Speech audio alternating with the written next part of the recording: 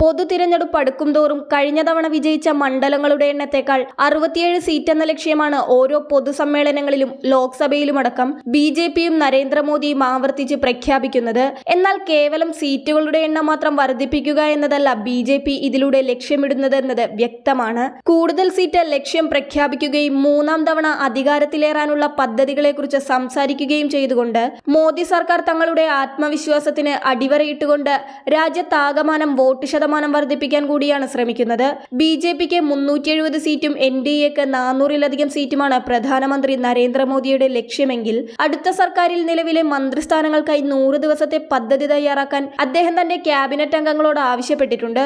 ചെറുതും വലുതുമായ മറ്റ് പാർട്ടികളിൽ നിന്ന് തങ്ങളുടെ ക്യാമ്പിലേക്ക് ആകർഷിക്കാൻ BJP പുതിയ സഖ്യങ്ങളെയും നേതാക്കളെയും ദൈനംദിനം പിന്തുടരുകയാണ്. ആന്ധ്രാപ്രദേശിൽ TDP ജനസേന പാർട്ടിയുമായും ഉത്തർപ്രദേശിൽ രാഷ്ട്രീയ ലോക്ദളുമായും ധാരണയായതായി പാർട്ടി നേതാക്കൾ പറഞ്ഞു. അതേസമയം കർഷക പ്രതിഷേധം മൂലം തിരിച്ചടി നേരിട്ടെങ്കിലും അകാലിദളുമായി പിൻവാതിൽ ചർച്ചകൾ തുടരുകയാണ്. മുൻ പ്രധാനമന്ത്രിയായ PV നരസിംഹറാവു, ചൗധരി ചരൺ സിംഗ്, MS സ്വാമിനാഥൻ, കർപ്പൂരി ഠാക്കൂർ എന്നിവർക്കുള്ള ഭാരതരത്നങ്ങളുടെ നിരയും ഒരു തിരഞ്ഞെടുപ്പ് വർഷത്തിൽ പ്രത്യേക രാഷ്ട്രീയ സന്ദേശങ്ങളെ ലക്ഷ്യം വെച്ചുള്ള പ്രഖ്യാപനങ്ങളായാണ് വിലയിരുത്തപ്പെടുന്നത്. ഈ ഘട്ടം ഘട്ടമായുള്ള BJPയുടെ ഓരോ തന്ത്രങ്ങൾക്കും മറ്റൊരു ലക്ഷ്യം കൂടിയുണ്ട്.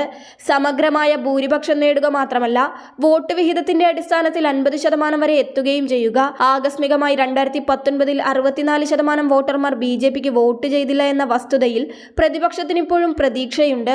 ആ പ്രതീക്ഷയിലാണ് അവർ ഇന്ത്യ സഖ്യത്തിന് രൂപം നൽകിയിരിക്കുന്നത് പോലും. വാസ്തവത്തിൽ BJP ഗവൺമെന്റിന് അത് മറികടക്കുമെന്ന് പ്രതീക്ഷിക്കുന്ന ഒരു പ്രത്യേക കണക്കുണ്ട്. 370 സീറ്റുകൾ എന്ന ലക്ഷ്യം മോദി തന്നെ പറയുമ്പോഴും മുതിർന്ന നേതാക്കൾ ഹിന്ദി ഹൃദയഭൂമിയിലും മറ്റ് പരമ്പരാഗത കോട്ടകളിലും പാർട്ടിയുടെ നേട്ടങ്ങൾ ഇതിനകം പൂരിതമാക്കിയതിനാൽ ആ സംഖ്യയിലേക്ക് മുന്നോട്ടു പോകുന്നത് ശ്രമകരമാണെന്ന് സമ്മതിക്കുന്നു. 2019-ൽ രാജസ്ഥാൻ, ഹരിയാന, ഗുജറാത്ത് എന്നിവിടങ്ങളിൽ BJP എല്ലാ സീറ്റുകളും പിടിച്ചെടുത്തു. മധ്യപ്രദേശിൽ 1ഉം ഛത്തീസ്ഗഡിൽ 2ഉം മാത്രം നഷ്ടപ്പെട്ടു. ബീഹാറിൽ 1 സീറ്റൊഴികെ മറ്റെല്ലാ സീറ്റുകളും അവരുടെ നേതൃത്വത്തിലുള്ള NDA സഖ്യം നേടിയപ്പോൾ ഏറ്റവും കൂടുതൽ ലോക്സഭാ സീറ്റുകളുള്ള സംസ്ഥാനമായ ഉത്തർപ്രദേശിൽ 80 മണ്ഡലങ്ങളിൽ 62-ലും BJP വിജയിച്ചിരുന്നു. കഴിഞ്ഞ നിയമസഭാ തിരഞ്ഞെടുപ്പിൽ BJP തകർച്ച നേരിട്ട ദക്ഷിണേന്ത്യൻ സംസ്ഥാനമായ കർണാടകയിൽ പോലും 2019-ൽ 29-ൽ 28 സീറ്റും BJP നേടിയിരുന്നു. എന്നിരുന്നാലും ഈ സംഖ്യകളെല്ലാം കൈവശം വെച്ചാലും BJPയുടെ എണ്ണം 370 കടക്കില്ല. അതുകൊണ്ട് തന്നെ ആന്ധ്രാപ്രദേശ്, കേരളം തുടങ്ങിയ സംസ്ഥാനങ്ങളിൽ സഖ്യത്തിനുള്ള ശ്രമങ്ങളിലൂടെ BJPക്ക് സീറ്റുകൾ ലഭിച്ചെങ്കിലും ഈ കൂട്ടുകെട്ടുകളുടെ ശക്തിയിൽ വോട്ട് പിടിക്കാൻ കഴിയും. സന്ദേശം ശക്തിപ്പെടുത്തുന്നതിനായി പാർട്ടി ഇനി സംസ്ഥാന, ജില്ലാ, ബ്ലോക്ക്, ബൂത്ത് തല യോഗങ്ങൾ നടത്തും.